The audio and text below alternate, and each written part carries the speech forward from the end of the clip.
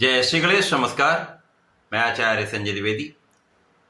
मेरे समस्त प्रबुद्ध दर्शकों का मेरे चैनल पे हार्दिक स्वागत है। प्रिय दर्शकों, आज मैं कुंभ राशि का अक्टूबर माह का मासिक राशिफल लेकर आपके सम्मुख उपस्थित हूं।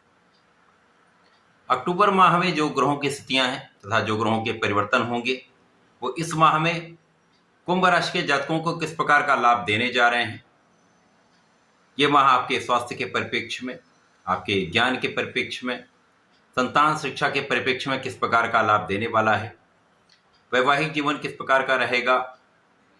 इस माह में आप कितना परिश्रम करेंगे, कितना सफल होने वाले हैं, कार्यक्षेत्र कितना विस्तृत होगा, कितना लाभ आप लेने जा रहे हैं, किन किन भावों से आपको लाभ मिलेगा तथा कितना धन आप प्राप्त करेंगे, भाग्य का कितना साथ मिलने वाला है तथा यदि कहीं पर कोई समस्या है उसका क्या निराकरण है। संपूर्ण विश्लेषण मैं पूर्ण तर्क के साथ करने जा रहा हूं। प्रिय दर्शकों, इस राशिफल को आप अपने लग्न राशि तथा चंद्र राशि दोनों के अनुसार देख सकते हैं। प्रिय दर्शकों, कृपया चैनल को सब्सक्राइब करें तथा बेल आइकन को प्रेस करके नोटिफिकेशन ऑन कर दें। कुंभ राशि के लिए लग्न में ही शनिदेव का गोचर चल रहा है। यहाँ पर ये वक्रीय हैं, अत्यंत प्रबल अवस्था में है। द्वितीय भाव में राहु का गोचर चल रहा है। आपके लिए चतुर्थ भाव में गुरुदेव बृहस्पति गोचर करें जो कि केंद्र के भाव में है। इसी प्रकार से आपके पंचम भाव में मंगल वर्तमान समय में गोचर कर रहे हैं। अष्टम भाव जहां पर चतुर्ग्रही संयोग प्रारंभिक समय में होगा, यहाँ पर सूर्य, बुध, केतु तथा प्रारंभिक समय में चंद्रमा होंगे। इसके पश्चात आपके नवम भाव में जो अत्यंत प्रबल हो रहा है, जहां पर शुक्राचार्य अपनी मूल त्रिकोण राशि में मालव्य योग में होंगे। इसके पश्चात पहला परिवर्तन 10 अक्टूबर को होगा जब बुध अपनी राशि का परिवर्तन करेंगे तथा अष्टम भाव से निकलकर नवम भाव भाग्य भाव में प्रवेश करेंगे, जहां पर अति महत्वपूर्ण राजयोग का निर्माण होगा। 13 अक्टूबर को शुक्राचार्य जो वर्तमान समय में अपनी राशि में गोचर कर रहे हैं, उनका गोचर केंद्र के भाव में दसम भाव में होगा। 17 अक्टूबर को सूर्यदेव अष्टम भाव से निकलकर नवम भाव में प्रवेश करेंगे, परंतु यहाँ पर ये अपनी नीच राशि में होंगे। इसी प्रकार से इस माह में जो अंतिम परिवर्तन हो रहा है वो मंगल का है, जब मंगल राशि परिवर्तन करेंगे तथा आपके पंचम भाव से निकलकर षष्ठम भाव में अपनी नीच राशि में पहुंचेंगे। तो इस माह में कुछ बड़े परिवर्तन भी हैं, कुछ राजयोग भी हैं, परंतु दो प्रमुख ग्रह नीच राशि में भी जा रहे हैं। तो यहाँ पर कुछ विशिष्ट लाभ भी मिल रहे हैं, परंतु बहुत कुछ संयम और सावधानी भी आपको यहाँ पर रखनी पड़ेगी। यदि आप संयम रखेंगे, सावधानी से चलेंगे, तो कहीं ना कहीं से आपकी समस्याओं का अंत भी होगा तथा आपको लाभ भी प्राप्त होगा। अब क्योंकि लग्न अत्यंत प्रबल है तो बहुत कुछ समस्या यहाँ पर अपने आप निस्तारित हो जाती हैं। शनिदेव वैसे भी बहुत बलवान अवस्था में है, तो आपके स्वास्थ्य की समस्याएं दूर करेंगे, आपके कष्टों को दूर करेंगे, आपको दृढ़ प्रतिज्ञ बनाएंगे, आपको न्यायोचित बनाएंगे, आपको कार्यक्षेत्र में सफल करेंगे। तो यहाँ पर स्वास्थ्य समस्या न के बराबर है, केवल आपको अपना ध्यान रखना। यदि आपने लापरवाही करी तो ही कोई स्वास्थ्य समस्या हो सकती है, बाकी किसी प्रकार का कोई कष्ट यहाँ पर नहीं है। इस माह में शिक्षा का भाव अच्छा रहने वाला है, कहीं कोई बड़ी समस्या नहीं। यद्यपि यहाँ पर शिक्षा के भाव के स्वामी संतान पक्ष तथा प्रेम के स्वामी अष्टम भाव में है, परंतु ये स्वयं की राशि में है, स्वयं की उच्च राशि में है और मंगल का गोचर आपके पंचम भाव में चल रहा है, जिसके कारण ऊर्जा का सही उपयोग आप कर पाएंगे।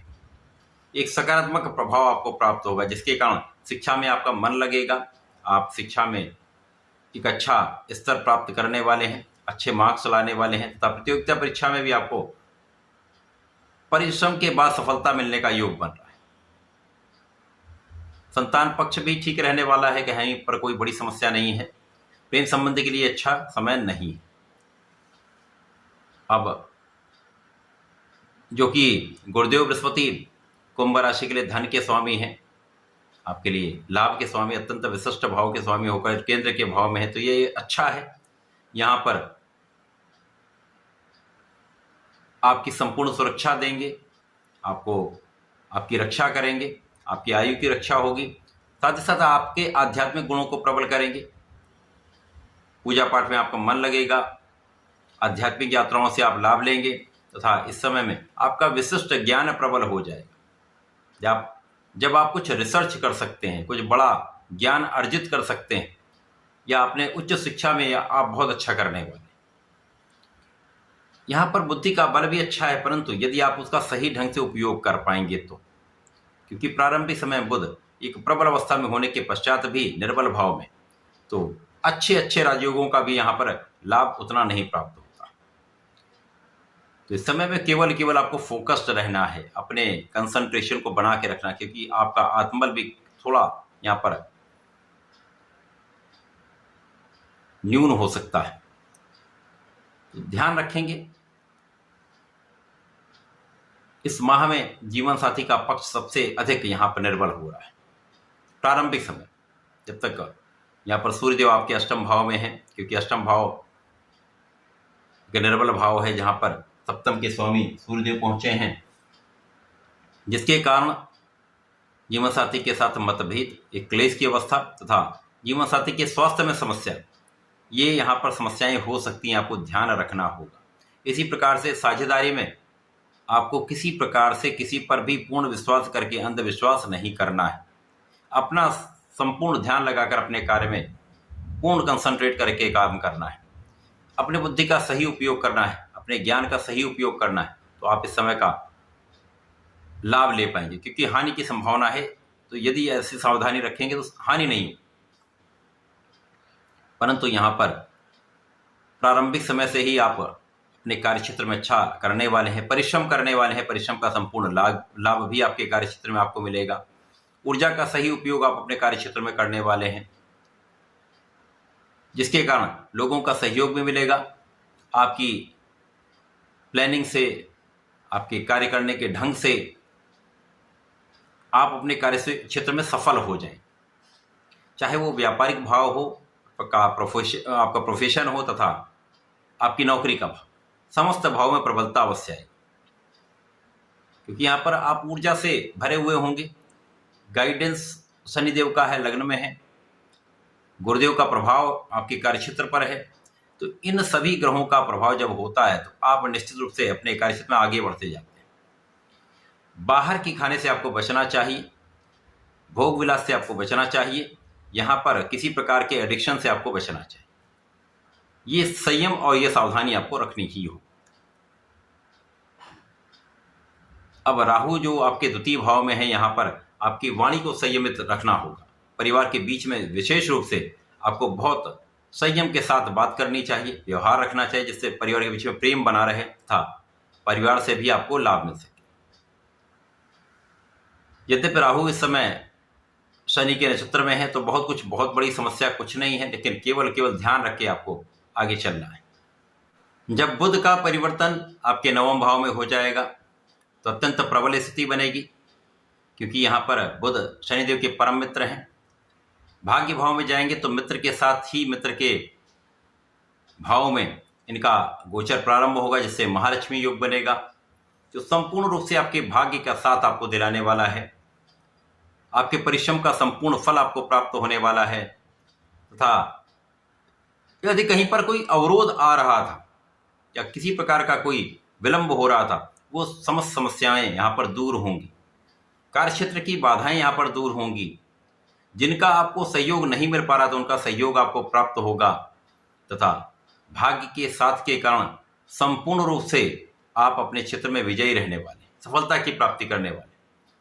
महालक्ष्मी योग है, तो निश्चित रूप से एक बड़े धन का आप लाभ यहाँ पर लेने वाले।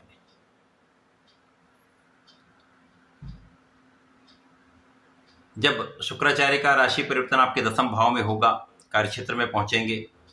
अब शुक्राचार्य भी शनिदेव के परम मित्र हैं, तो यहाँ पर कार्यक्षेत्र में यद्यपि ये मित्र की राशि नहीं, परंतु ग्रहों का बल बढ़ जाता है।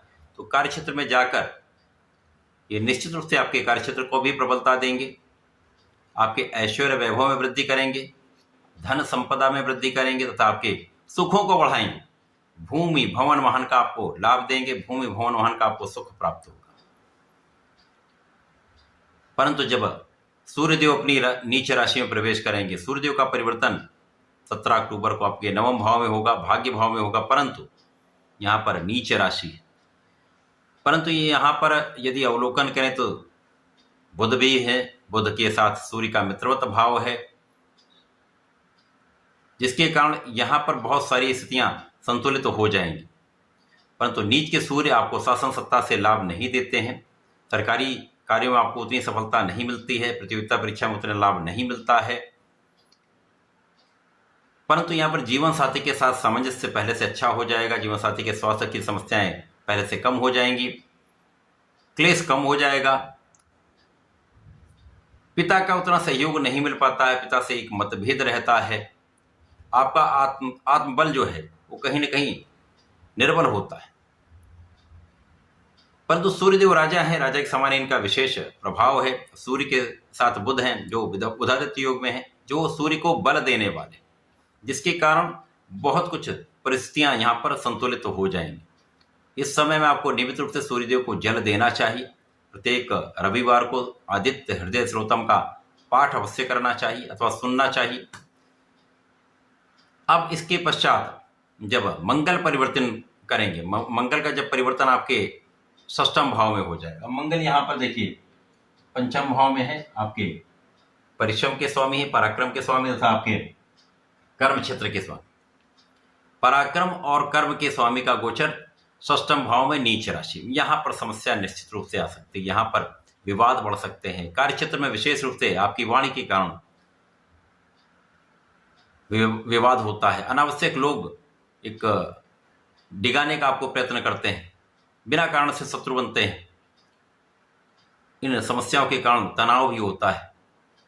इसी के साथ साथ इस समय ऋण वृद्धि हो सकती है, तो ऋण सोच समझकर ही लीजिएगा, परंतु ऋण किसी को दीजिएगा बिल्कुल नहीं। धन यदि आपने किसी को दिया तो वापसी संभव नहीं। धन देने के कारण विवाद की संभावना बनेगी, जिसके कारण समस्याएं बढ़ेंगी। तो यहाँ पर बहुत ध्यान देना चाहिए। यहाँ पर परिश्रम भी आप उतना नहीं कर पाएंगे, भाई बहनों को उतना सहयोग नहीं मिल पाता है, जिसके कारण कहीं न कहीं एक तनाव बना रहता है। तो इन तनाव को दूर करने के लिए इस माह में आपको कुछ उपाय करने होंगे। तो ये माह जो है कुछ प्रारंभिक समय बहुत अच्छा लाभ देने वाला है। 17 अक्टूबर तक अच्छे लाभ देगा, परंतु उसके पश्चात स्थितियां बैलेंस होंगी, परंतु मानसिक तनाव तथा ऊर्जा का क्षय ये कहीं ना कहीं समस्या का कारण बनता है, विवाद का कारण बनता है। इस समय में आपको स्वार्थी मित्रों से बचना चाहिए, क्रोध पर नियंत्रण रखना चाहिए, वाणी पर नियंत्रण रखना चाहिए तथा अपने खाने पीने पर पूर्ण संयम रखना चाहिए। सूर्य का प्रयोग मैंने बताया, सूर्यदेव को आप जल दें तथा इसी प्रकार से प्रत्येक दिन हनुमानाष्टक का पाठ अवश्य करें। यदि आप ऐसा कर लेते तो बहुत कुछ समस्याएं कम होंगी तथा प्रत्येक शनिवार को भगवान शंकर मोचन का दर्शन करें, उनके चरणों से टीका अपने मस्तक पर लगाकर ओम महामहानुमताय नमः का 21 बार जप करें। इसी के साथ साथ भगवान शनि का मंत्र जप करें। संध्या काल को दीपक जला सकते हैं तो अत्यंत शुभ है, प्रभाव मिलेगा। ओम शम शनिश्चराय नमः का जप कर सकते हैं। कम से कम 1 माला, 3 माला, 7 माला, जितना कर सके उतना कर लीजिए, लाभ अवश्य मिलेगा। तो ऐसा करके इस समय का उपयोग करके लाभ ले सकते हैं। ऐसा करके लाभ लें। धन्यवाद, नमस्कार।